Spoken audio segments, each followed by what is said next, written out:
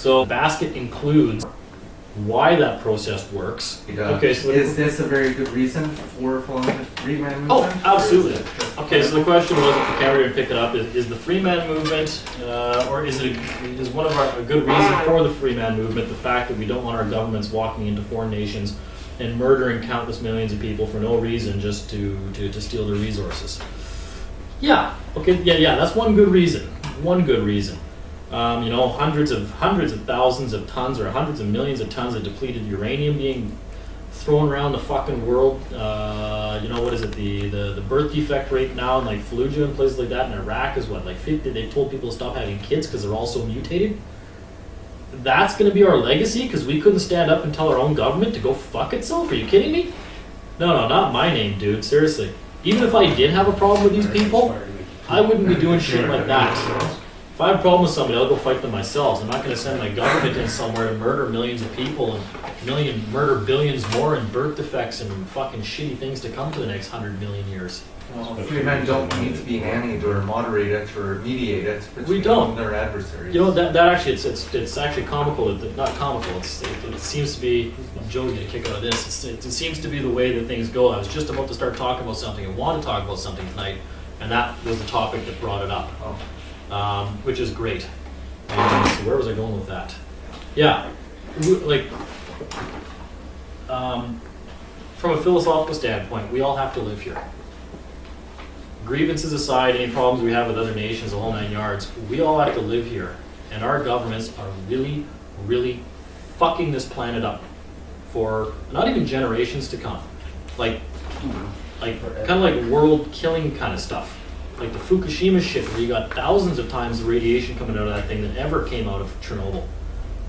They've done nothing about it.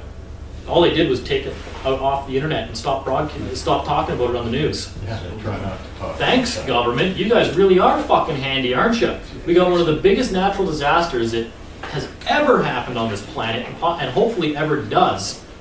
And it takes a back seat to what happened on the Dow Jones Industrial Average yesterday. Or Amy Winehouse. Yeah, like stuff, just stupid fucking crap that no one actually cares about when there's radiation pouring down on everybody right now. Do you everybody see that video of that guy in Banff? He was taking those radiation readings in Banff, Canada, and they were off the fucking chart.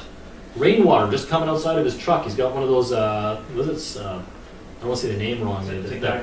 That Russian Geiger counter that I can't remember the name of it right now.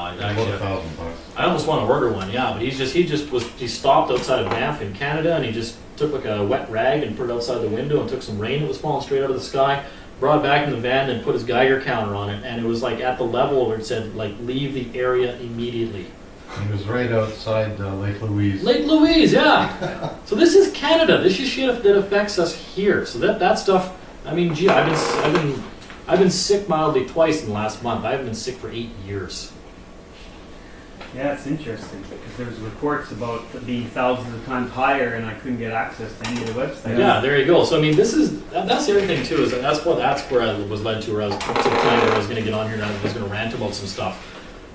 This is actually the real important stuff. Is the fact that we're letting these people walk all over the planet and seriously fuck shit up right now. I mean, walking into court and beating a traffic ticket, okay, you know, that's the feel-good moment of the week, maybe, that kind of stuff. But we got to stop feeding these guys. We got to stop giving them money because they are killing us all. They are. Is there a way to do group action along the lines of doing in UK where they like arrest the judge or no? Is that not the way? Here's what you do. Okay, and this honestly, I think this is going to be the next revolution that like the Industrial Revolution, where people were throwing their tools into the cogs of the machines and their jackets and their bodies, if need be, to stop the machines to protest what was going on. Well, government only needs money to operate. They make money by you spending money. Period. So I think the next lessons we're going to do is I think I'm only going to start attacking some very specific things. And that's going to be number one, CRA. Because I promised them years ago that I would fuck with them until the day I die. That's not good. Vindictive, though. Yeah, not to be vindictive. So, hey. So I don't mind making good on that promise. So, we're permanent failure. Yeah. You got to stop the money coming into the machine. That's the Canada Revenue Agency. Start the beast. And if they claim that they need this money because here's a good accounting scam for you. I took accounting and economics university, so if you really want to steal from people, you create a bank account where all the revenue of the country goes. So you only have revenue and then debt. So all the revenue goes into this one fund, and all the debt shows up over here. And then nobody ever really questions what those debts are, like for instance the trillions of dollars that are owed to the Bank of Canada, which is ultimately then owed to us, by the way, if that's a new concept for people. Or even somebody taking out $1,000 credit on their credit card. They're creating money out of nothing. Well, that's the same kind of thing, right? But so the government's spending all this money they're getting from the Bank of Canada that basically is ultimately owed to us. That's why our certificate, our particulars of live birth is filed with the Bank of Canada. That's the security. Then the government can go on a spending spree, right? Well, if that debt is owed to us, and there's interest on that debt, and that's all they're collecting money for is to pay the interest on that debt, but we don't even know that that debt doesn't exist in the first place. Isn't that a good way to create some accounting fraud there? Well, look, we need all these revenues to pay off this debt that doesn't exist in the first place. So if they mash everything together as much as possible, it's really hard for people to track down where all the fraud's going on. But paying off debts that don't exist is one really good way to fuck people over. So the best thing to do then is just to cut off the money. Cut it off. I mean, what do you do to your kid when he's not mowing the lawn like he's supposed to? Well, you stop his allowance. It's pretty simple. That got done to me many a time when I was a kid. I learned my lesson on that one, okay? The other thing is, too, is your argument on that is the government says, well, you can't just do that. You know, when you're going to court against CRA, make some other arguments. I mean, I'm a contractor. If I built a house for somebody that wasn't up to expectation, do I get paid for that house? No. So if the government's argument is that we're paying for all these wonderful services the government is providing, then you send them an affidavit that says, you know what, your services are not up to par. I'm not getting out of this agreement what I was supposed to be getting, so fuck you. I'm not paying you.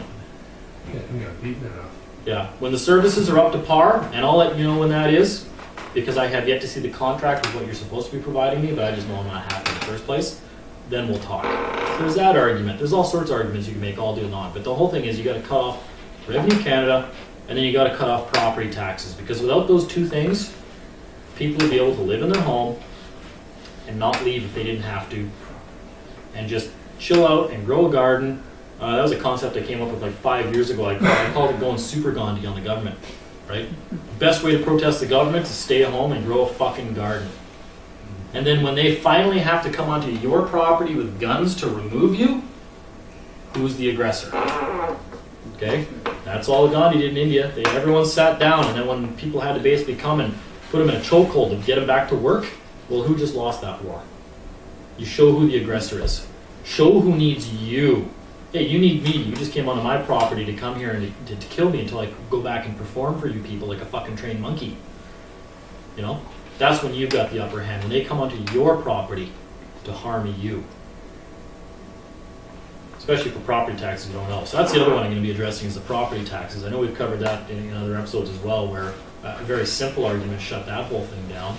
So, that'll be there's a promise. Is those will be the next 2 episodes to come up. Is we'll do some detailed stuff on Canada Revenue Agency and property taxes, because everything after that is a moot point. Guess what? If they take your driver's license because you got too many speeding tickets, you didn't show up to court to pay or fight, that's the best fucking thing that ever could happen to you. Yeah. Great. Here's your license back. Now fuck off. I'm going to drive without it. Woo!